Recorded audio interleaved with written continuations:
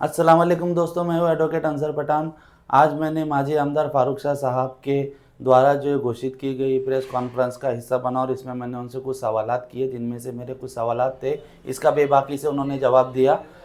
मेरा तीसरा सवाल था, धुलिया शहर के अंदर हिंदू समाज की तरफ से माननीय जिला कलेक्टर साहब को एक निवेदन दिया गया कि सूची नाला पर रहने वाले जिहादी मानसिकता के लोगों का अतिक्रमण हटाया नहीं गया तो हम आंदोलन करेंगे।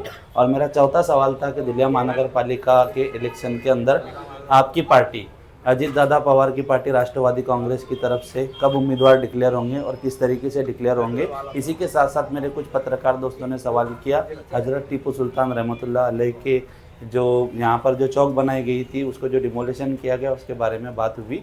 तो आइए जानते हैं इस इंटरव्यू में तमाम डिटेल्स में तफसील में। वीडियो थोड़ी लंबी होंगी लेकिन आपसे गुजारिश है कि आप मेरे चैनल को सब्सक्राइब करके सपोर्ट कीजिए और अगर आपको कुछ सवाल करना है तो कमेंट कीजिए। आपका बहुत बहुत शुक्रिया। शुरू करते हैं वीडियो।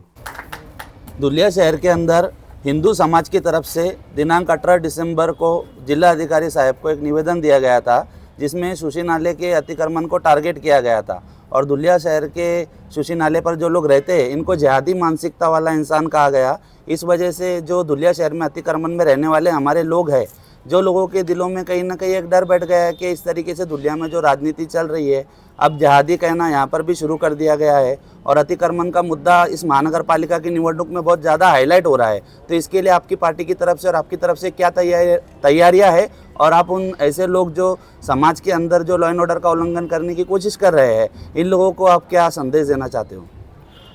देखिए, भाजपा की एक रणनीति होती है कि उनके पास विज़न नहीं, विकास कामों के लिए, तरक्याती कामों के लिए वो सिर्फ जातिवाद करके और तेड़ निर्माण करके चुनाव जीतते हैं।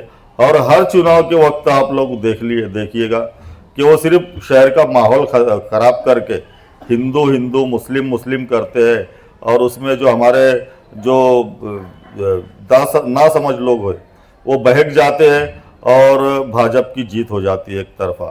तो इसके लिए आप लोगों से पहले तो एक गुजारिश करूंगा, जितने भी हमारे नौजवान बच्चे हैं, कि हम लोग किसी के बहकावे में ना आते हुए, हम ना हिंदू ना मुस्लिम, हम सबसे पहले एक भारतीय ये समझकर हमको हमारा जो इखलाकी फ़र्ज़ बनता है हमारे तमाम अहलियान वतन को साथ में लेकर हमको काम करना चाहिए।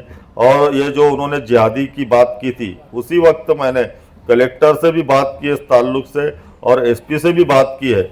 और अगर मैं उस वक्त एक डेलीगेशन भेजता या निवेदन देता तो उसका और रिप्लाई और दूसरी यानी ज़्यादा ख़राब तरीके से आता, तो हम लोगों ने मसलियत इख्तियार की और उसको ज़्यादा बढ़ावा न देते हुए उस पर जो अमल बजावनी हमको करना है, इंशाअल्लाह आप लोगों को यकीन दिलाता हूँ कि जिन्होंने जिहादी वगैरह लिखा है उनके ऊपर इलेक्शन होने के बाद FIR दर्ज करेंगे इंशाअल्लाह। मेरी एक आखिरी बात है, जैसे कुछ साल पहले एक मर्डर हुआ था धुलिया शहर में गोपाल टी हाउस के पास, तो उसका जो आरोपी है उसको बंदी करा गया है जामीन पे छोड़ने के बाद। वो शहर में घूम रहा है और उसके घर की कोई कैंडिडेट को 12 नंबर वार्ड से इलेक्शन लड़ाने की कोशिश है।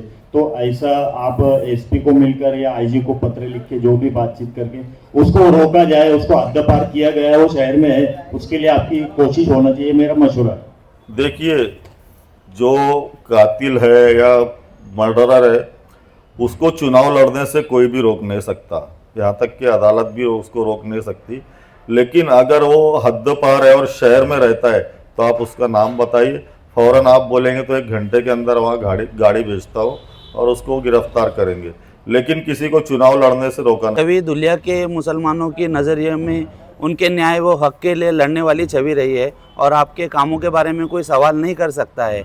लेकिन अभी आप अजीत दादा पवार जैसा कि इन्होंने महाराष्ट्र के अंदर बहुत सारी निधि दी है अल्पसंख्यक समाज को, मुसलमान समाज को, तो धुलिया के अंदर ऐसे कौन से मेन मुद्दे हैं जिसकी वजूहत पे आप धुलिया महानगर पालिका का इलेक्शन कंसिडर करवा रहे हैं और क्या चीज़ें धुलिया के मुसलमानों के लिए क्या तोहफा देना चाहते हैं आपकी पार्टी की तरफ से?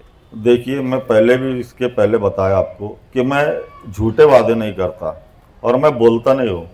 मैंने बहुत सारे एक बेहतरीन प्रोजेक्ट्स हमारे अक़लियती इलाकों के लिए, पूरे शहर के लिए तैयार किए हैं। और जैसा मुझे कोई ज़्यादा लंबा अरसा नहीं हुआ राष्ट्रवादी कांग्रेस में जाने के लिए, उसके बाद आपने देखा कि पहले जो नगर परिषद वगैरह की आचार संहिता लगी उसके फौरन बाद महानगर पालिका की आचार संहिता लग गई।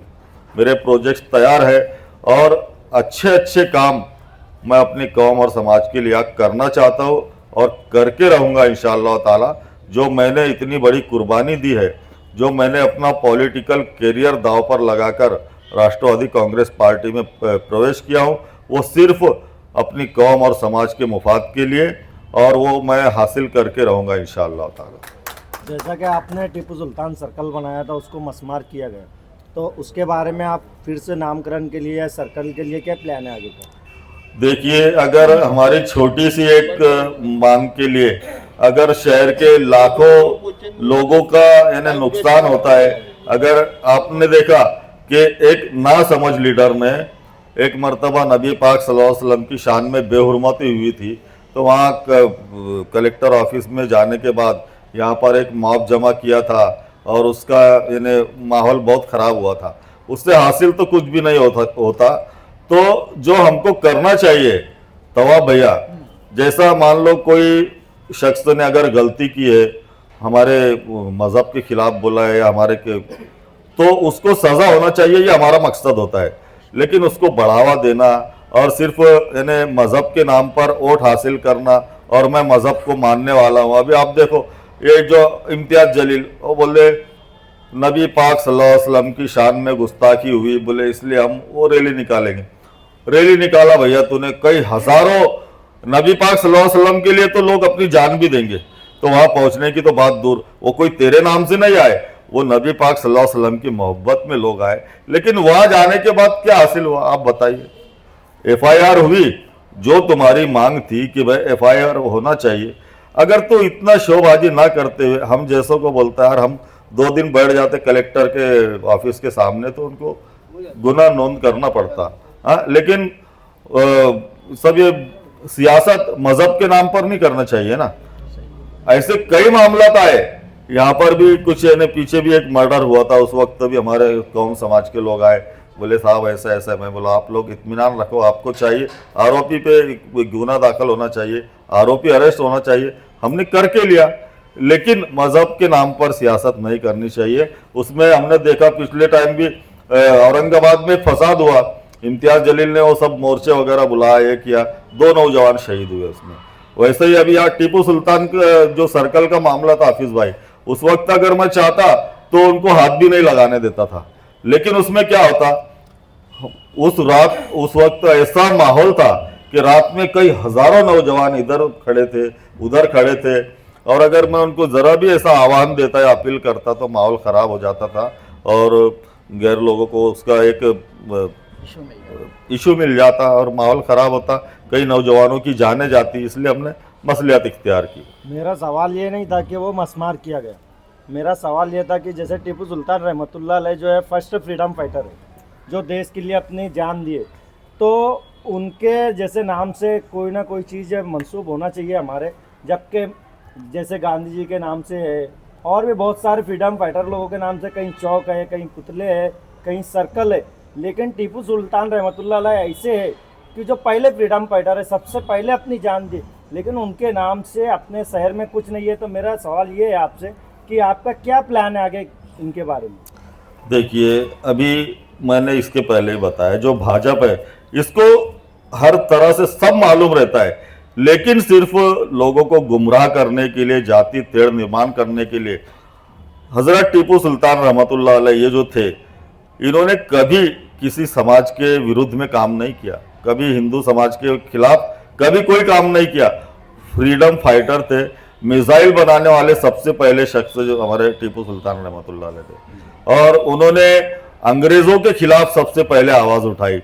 ये सब बातें हम जानते हैं, लेकिन इनको एक बस इश्यू चाहिए।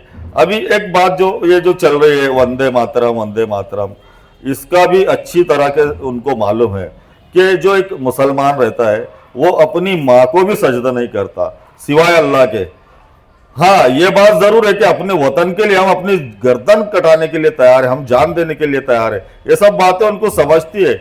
लेकिन ये सब लोगों को बेवकूफ़ बना करके भाई वो देश के गद्दार है, वंदे मातरम नहीं कहते। अरे वंदे मातरम कहने से देश के वफादार नहीं होते, इंशाअल्लाह वक्त आएगा तो देश के लिए अपनी जान कुर्बान करेंगे, लेकिन जो हमारे इस्लाम में कहा है कि सिवाय अल्लाह के किसी को सजदा ना किया जाए, तो बिल्कुल सही बात है, कोई किसी को कोई गैरुल्लाह को सजदा नहीं करेगा।